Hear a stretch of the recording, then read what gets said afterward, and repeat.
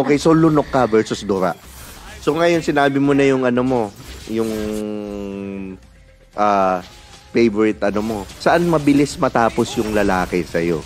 Anong ginagawa mo? Anong position or Kahit whatever? anong position eh. Basta abutan siya eh. Yung sa... Pero yung kadalasan, may pattern yan eh. Nakikita mo yan, I'm sure, sa lahat na naging partner mo. Ano? Na pag ginawa mo to, tapos siya. Yun nga. Yun. Ano? Yun eh. Hindi. Buko juice? Hindi ano. Ano? Lulukin. Tatanong ko pa lang, pero sinagot mo na. Okay, so lunok ka versus Dora.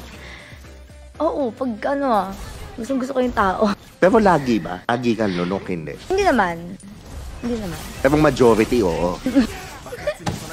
Grabe. Pag sobrang dalang-dala ako sa kanya. Oo. Paano kung ano, nakainom ng beer, lunok pa din? Ay, hindi. Alam namin. Alam nyo? Ano mo nalalaman? Tinitikman ko. Ay, sorry guys, sorry. Okay. Alright.